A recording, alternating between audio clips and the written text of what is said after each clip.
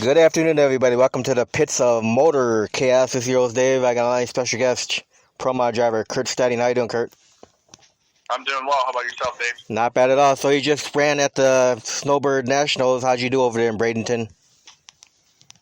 We did pretty well. Got into the finals, and I was in the finals with our tuner who brought his own car, Todd Totaro, pretty well known. And it looked like it was going to be a pretty good run, and I ended up blowing up right at the end there. So Todd was able to win it off. He also treated me, too, so it could have gone either way there. You would think I would be mad that it blew up, but I was ecstatic that we were both in the finals together. I mean, that's what we came to do, and it was awesome. Yeah, so I'm sure it's always nice to have one of your buddies in there with you in the finals. Yeah, well, it's like a twin car too. If you look at the cars, they look the same. It's a different color stripe, and Todd tunes both the cars, builds both the engines. So it was really cool. So you had a good time? Really good time. Good weather out there? It was 38 degrees when we landed Tuesday night, and then it got I'd say 85% of the time I had a sweatshirt on, but it was sunny some days and a little bit of rain early in the mornings, but it was way better than Pittsburgh, Pennsylvania weather. Yeah, well, these probably Chicago. These pro mods like that cooler weather. Yeah, they sure do. So now, let me ask you this. I'm going to rewind the clock with you, Kurt. How did you get into drag racing? Well, we did it, my brother and cousin and I did it when we were kids on the street, and there was an old drag strip that really wasn't a drag strip, and back in about late 2014, 2015, my cousin and I took my boys over to the local drag strip. We have a weekend home up in New York, and we went over to that drag strip. I put my Raptor in the thing, and I was like, boy, do I miss drag racing. So next week I bought a car. We started bracket racing pretty good. The next year, I met my crew chief who has retired since. His name's Rod Hoffman, and he asked me if I wanted to go pro modding. And to be honest with you, my reply to him was, what is pro modding? And from there, we built a car. We had someone build it, and we finished it in my shop. We went out that year, and then I ended up buying a used vehicle off Alanavi. And in 2017, we won our first pro mod race. Since then, we went on a streak. We had 14 races. We were in 12 finals, and we won 9 of them.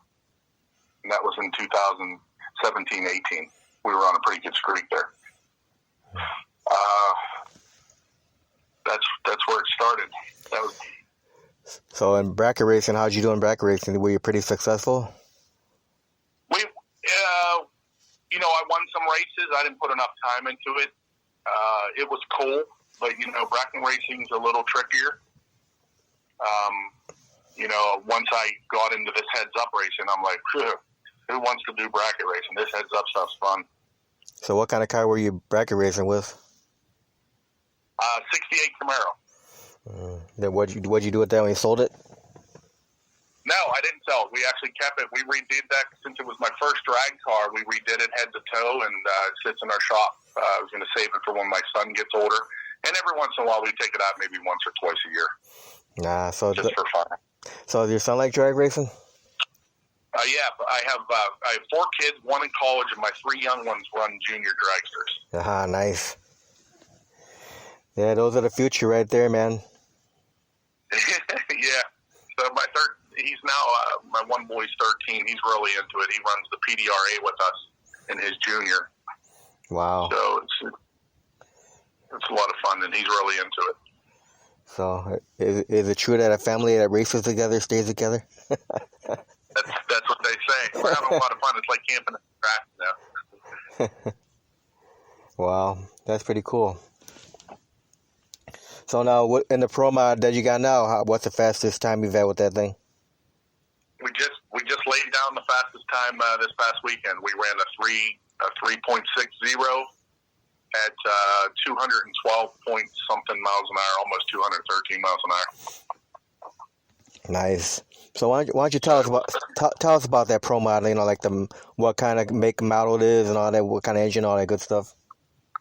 Well, so the one that I had a Corvette, a C7 Bickel beforehand that we bought from Alanabi, and I'm going to step back just a hair. All right. In 2019, we went on a snowmobile trip in the winter. Ended up breaking my foot and really didn't know it. This break, I really didn't know. I didn't see the doctor for 3 weeks, and by then there was some good damage under my foot. My other car was a clutch. So at that point, I said, I got to get this clutch out, and we talked to Todd Tutterow at that point about putting an automatic in it. And he took the car and put an automatic in it, came up, and then when he came up and showed us how to run it, we actually won that race that he came in. And I thought, boy, we got to do more of this with you. At the same time, when I was doing that automatic, I called Jerry Bickle and ordered my new Camaro, which happened to be just like Todd's Camaro. So Todd consulted on the car, and I ended up liking his paint job, and that's the way we did that. So they're sort of matching cars. Todd runs NHRA, and I run PDRA and some local stuff up this way north. So what year is the Camaro? The Camaro is a 2020 Bickle. Nice. Now what's under the hood? There's a Noonan. We call it a Noonan Wyo. Wyo is Todd Tutterow's company. So it's built by them, but it's mostly Noonan parts and whatever other goodies they put inside. So it's actually a 523 Noonan. Now you running Hoosier tires? Yes, I am. All right. So now, when you first started drag racing, did you have any drag racers out there that you looked up to or inspired you at all? Well, I think everybody was inspired by John Forrest. Oh yeah. I gotta say, the guy that tunes my car now, I tell you, he's one I looked up to. Didn't really know him then, and now I would say we're good friends. It's like almost like family, and we just all get along pretty good. I mean, his team and my team mixed together, and we like when we flew in Tuesday night, we met them at the track Wednesday, and we had so much fun. My stomach hurt Wednesday night from laughing. Thursday, the same thing. My stomach hurt worse Thursday night, and then Friday I was afraid to laugh anymore because my stomach hurt from Wednesday and Thursday laughing so much. I mean, we sort of cut up on each other and just make jokes all day long. It's really different. We just have a lot of fun doing it. Well, they say drag racing is all one big family. Yeah, it really is. We have a lot of good friends at the track, and we're making more. It seems like we make more the faster we go too. Yeah, the family just gets bigger and bigger and bigger each event. Yeah. So when the new car came, it came in August, and Todd and his team had like 6 days to get it ready for a race. Put the motor in, get everything right, and we met each other at a track. We took it out the first time, and we won that race. Second week, the second race we had one at the PDRA. We took the car out and we won that race. And then we went out a couple weeks later up to a track called 42, and we got in the finals, and then we got rained out. And then the next race we lost at the time after that, then we won another one at the PDRA. So the new car has been pretty successful for us. So how many events did you run this year?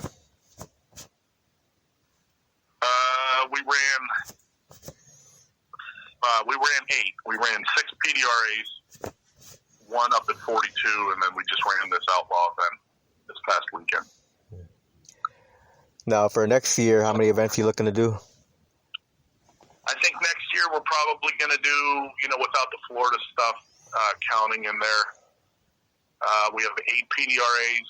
I'd like to squeeze in a Northeastern promo. The guy that runs that and the guys over there are pretty good guys. It just really depends on our schedule. If we can squeeze 1 in or 2, that would be great for us. They run a nice program. So I'd say anywhere between 10, 12 races, maybe. Yeah, hopefully next year we can get rid of this COVID, you know. Oh, I know. It really affected us this year.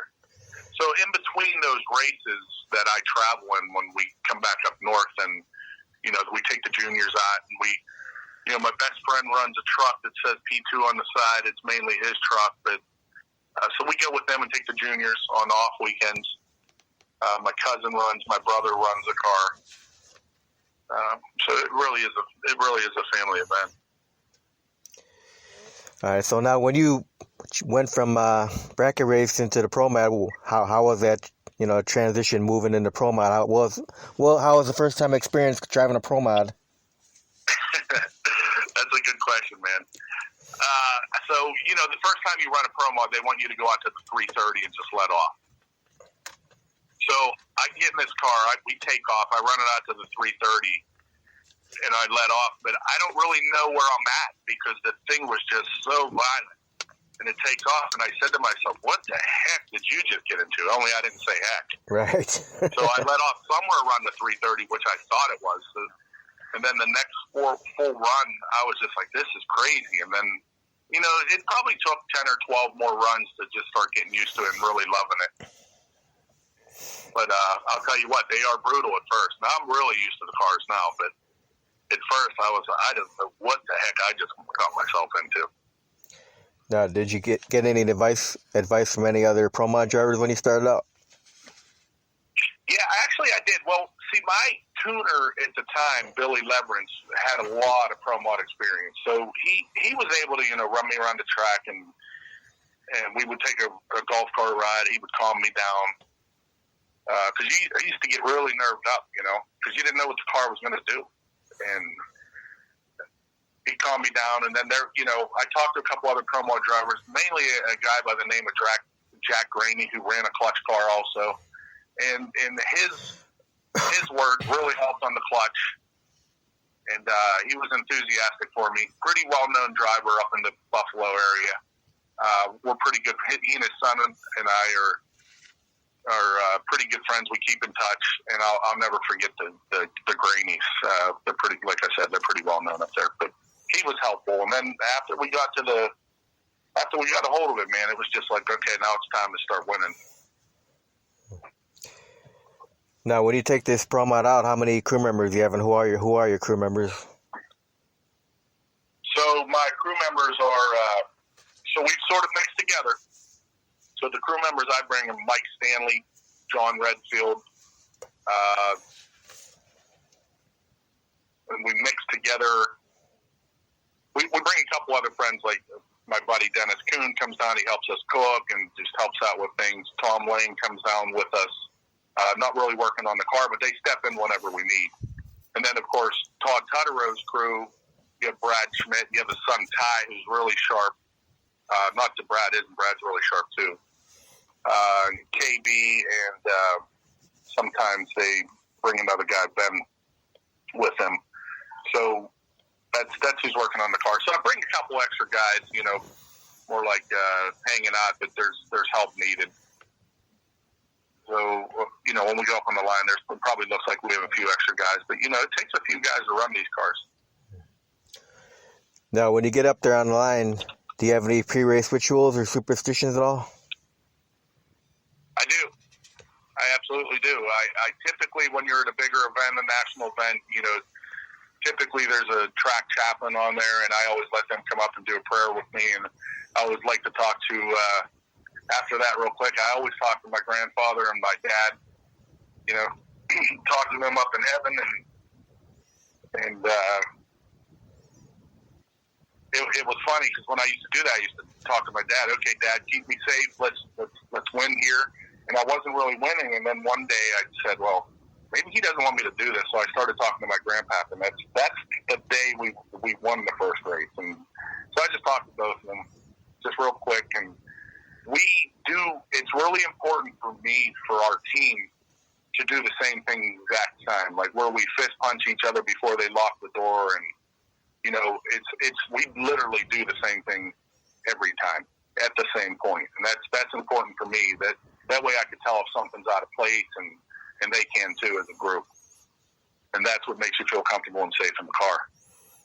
Yeah. Yeah, your grandfather and your dad are always watching you, huh? I hope so. One really never knows, huh? Yeah, hopefully you're making them proud. I hope I am. Now, who are your sponsors? My wife and me. In tipping, man, am I glad you brought that up, because usually when I do an interview, we did an interview once and I forgot to mention my wife, so we always start off by saying it, and I never said it. So I'd like to do a shout out to my wife, Wendy, with an I. And, she's really, she puts, if you can imagine what a wife puts up when your husband's out racing. Right. Most of the time, this year there were some tracks where we had to restrict how many people we brought, and she stayed back, and she didn't come to this event. She definitely is coming to the January event with us, but she puts up with a lot. We go out of town for 6, 5, 4 days at a time, and the money that I spend on this, myself, and I just don't really ever hear a word from her about it. So I appreciate the support she gives us. Yeah, pro mods are not cheap to be running. Nah, but it makes me work harder, so. Yeah. So now, is there a lot of preparation that goes into getting this pro mod ready for a weekend? Yeah, well, actually, now this car really doesn't come back to my shop anymore. It just really goes down to Todd's shop. Todd holds to the track for me, which is really, really nice and for us. And they maintain the car.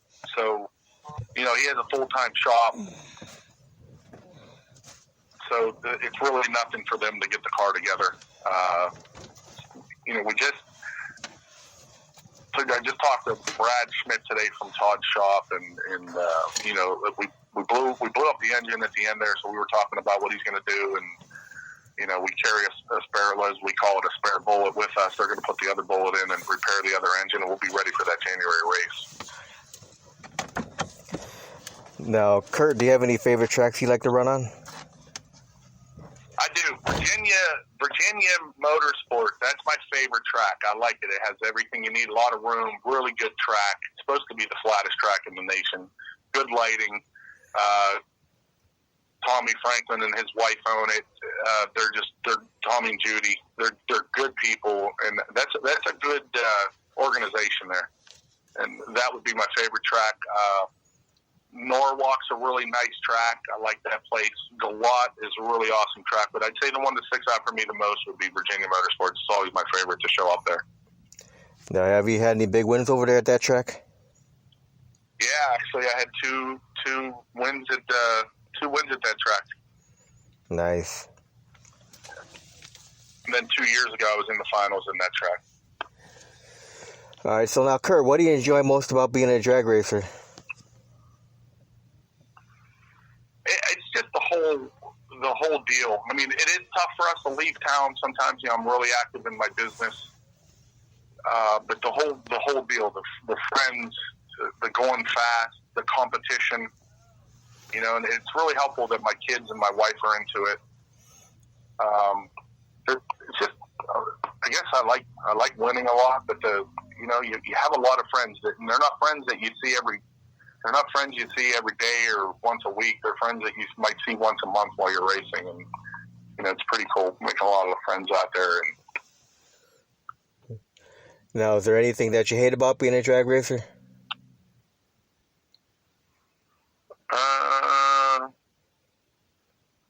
Not really. I can't think of any. All right, now, I really can't. All right, now, if you could have your fans remember one thing about you, what would you want that one thing to be that they remember about you? Well, first of all, you can come up to me anytime. I mean, I get along with everybody. I welcome everybody to our pits all the time. But there's one thing I want them to remember. I mean, we're out there to win, and that's what we want to do. And I think we're starting to do a pretty good job of it. You're always approachable in the pits. Always. No matter who you are, always. Yeah, that's That's a good thing. A lot of drivers are like that. They tell me, yeah, even if I'm busy, I'll try to at least take a minute or two to just, acknowledge that they're there. That's always Yeah, sometimes I can give you 1 minute, sometimes I can give you 10. It just all depends what we're into and the pit's right. there. Yeah. So now, do you think that you could get any better as a driver? And if so, how do you achieve that? Well, I'm always working to get better as a driver. I'm always thinking about what I'm going to do. I'm always watching other racers and what they do, and I might pick up something different. Before I met Todd Tutterow in person, I would consider myself a fairly good driver. But as I asked him, he's an excellent driver, very comfortable. And I ask him questions, and some things I may or may not agree with, but 80% of the time I'm taking. He doesn't tell me what to do, but he'll give me some pointers, and so I'm always trying to improve. And everything we did this weekend, the lights are the most important thing. You got to get your car to go faster. You got to crush on that light. Yep. Now, you prefer quarter mile or eighth mile? I prefer eighth mile. It's a lot easier on your stuff. I have a lot of employees. I have 4 kids, a wife. I think in my eyes, quarter mile is a little dangerous. I have driven a little bit of quarter mile. I had a couple at the same race in a quarter mile. I had a couple bad parachute deployments, picked up the car and slammed it down. That extra, the word is that extra eighth mile is really hard on your stuff. And I prefer eighth mile. Most races are going to eighth mile now. So for me to think about NHRA, it's not really in my thoughts or plans. I like to have short-term and long-term goals, and it's really not in either one of those. I'm not going to say I would never do it, but I'd rather stick with what I'm doing. Have you had any accidents in your drag racing career so far? I'm sorry, would you mind repeating that? I said, have you had any accidents in your drag racing career so far? I had one little one. It was a clutch issue I had. I wouldn't call it an accident. It looked worse than it was. I ended up just hitting the walls just with my wheelie bars. I was able to recover out of it. But, no, I haven't. I mean, when you go out and the car starts doing weird things, if it doesn't feel right to me, you can't tell your foot to lay off. Now, sometimes I might stay in a little longer than you should, but I'm always thinking about, I always watch the wrecks. They say you shouldn't watch the wrecks. I always watch the wrecks thinking, what did that guy possibly do wrong there, and how can I make sure I don't do it when it happens?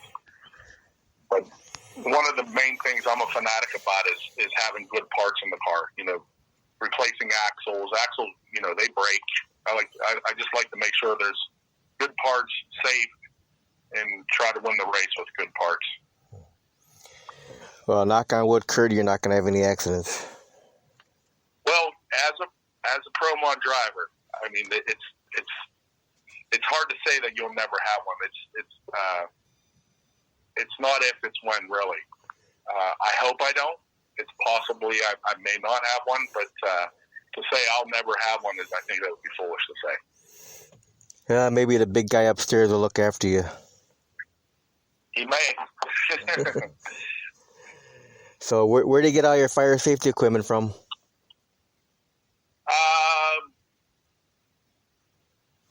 I have a Stand 21 suit. I have I have some Shroud. My boots are from Shroud. My suit that I mostly wear is a Simpson. So, it's sort of spread around. I would say a lot of my helmet's a Simpson. My headlock piece is a Simpson. My belts are Simpson. So I would say most of it's Simpson, some Shroud, and Stand 21. Now, have you reached any milestones in your drag racing career so far? I would think I did. I mean, we have I think 14 total wins since I started pro modding in 2016. I have 2 championships since then. I came in 3rd place this year at the PDRA. I have, we appeared twice in the Night of Fire, which is a really big show up in Norwalk at the Summit Sports Park. And both times we appeared, we went into the finals twice on both occasions. So sometimes, those red lights will get you. Yeah. Yeah, you gotta cut a good light. Yeah, but you can't cut it too good where you're going red. That's the hard thing about it. Yeah. Now I'm gonna ask you a few fun questions here. You ready? I'm ready. Okay. Outside of drag racing, Kurt, what are you have any other hobbies? Oh yeah, we're big time snowmobilers. We do a lot of it. My kids do it. My wife does it. My friends. I got a lot of snowmobile friends. So when we get into the winter time, we're looking for those trails to open, and we spend our weekends doing that. Might travel a trip a year to go away for snowmobiling. I'm a hunter. My boys are hunters. Good friends of mine are hunters. So I don't have as much time to hunt like I used to, but we like to get some hunting in. No fishing? I'm not really a fisherman anymore. It's just not really my thing. You have to split your time over some things, and drag racing takes a lot of time. I'm like I said too, I'm really active in the business. So on the weeks I have to leave the week before, I'm putting 70, 80 hours in 4 or 5 days, and I'll be here at the office for quite some time this evening too. So when we get back, you're catching up. All right. So now, if you have time to take a vacation with the family, you have a favorite vacation getaway? We do. We like to go down to the Outer Banks. We go up to the 4-wheel drive area, and we like to get a house on the beach with a pool. That's typically what we've done for the last 15 years. We were thinking about changing that this year. It's funny. It's a good question. So that's typically where we like to go. And then sometime in the fall, I like to take the wife away, which we were going to do, of course, this fall. But since COVID's around, we just thought we'd put it off. We put our family vacation off this year, and so we're due for one. Now, in pro mod racing, do you have a greatest competitor out there? Or they're all equally competitive for you? You have over the time there was, there's people that you were going after a little more than before, especially if they beat you before.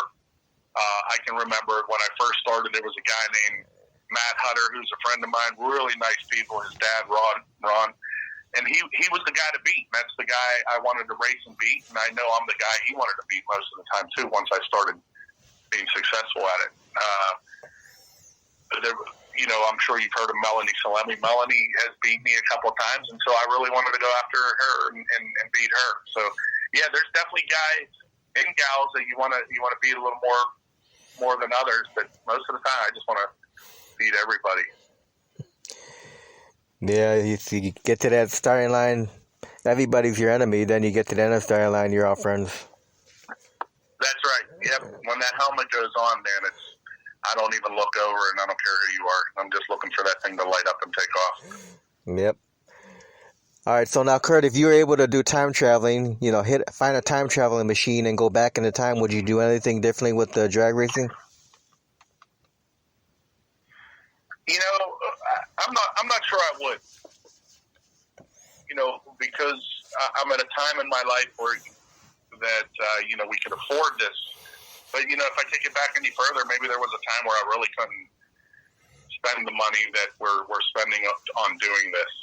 And so I really, we live a good life. I really won't change a thing. Through the ups and the downs. All right. So now, what's your favorite food to eat? My favorite food to eat. Man, you come up with some good questions. Yeah. My favorite food like to eat, I would really say that it's pizza. I like pizza. I don't eat a lot of pizza anymore. I try to watch. You have to watch what your weight is in these cars. You know, I'm 6'3". I'm right around 240 pounds. You could easily get a smaller person in the car, and it's easy for them. You know, you just have to add weight to the car. With me, I always have to watch, and so I really do. And it's helpful that I am a drag racer. When I'm 47 years old, so I want to continue to watch my weight. So I actually had pizza last night for dinner, and today I'm eating broccoli, and I have a little bit of tuna. And so I'm back on the wagon. So what do you like on your pizza, Kurt? Well, this past trip when we were done, we were so busy. So one day we didn't cook. I actually ordered Domino's for everybody, and one of them was this cheeseburger pizza, and it was fantastic. I'm saying. So when we landed back in town yesterday, my wife picked us up at the airport. I said, "You know what? I want this cheeseburger pizza." So I'm the kind of guy, I really eat anything. You don't put anchovies on my pizza, but I'll eat everything else. Yeah, I heard that cheeseburger pizza is good. I haven't tried it yet because I know they just came out with that not too long ago. And chicken taco pizza, those both came out about the same time. Yeah, I'd highly recommend that cheeseburger pizza. It's pretty good. So does your wife cook? Yeah, she cooks. Absolutely. So what's your favorite dish that your wife makes? So since I pretty much during the week I do a lot of like a keto type diet. I stay off the carbs. So my wife makes me a lot of casseroles, and we came up with our own thing, and she's really good at it. So I eat a little. Of course, my kids won't eat that stuff, so they eat a little something different than me. But I'm perfectly fine with eating almost the same thing all week long.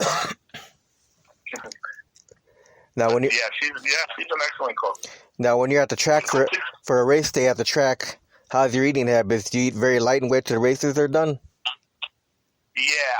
So I might eat a little bit of, we're always cooking at the track, and I might eat a little bit of eggs and maybe a piece of bacon in the morning, and then I really lay off. I just don't want to, I might grab something, but it's nothing heavy, and then as soon as I'm done racing, I get something. But I eat really light.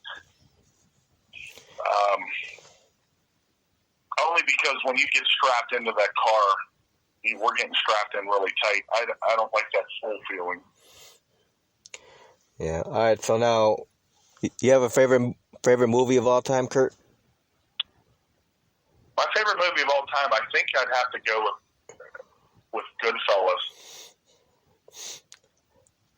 So you like those?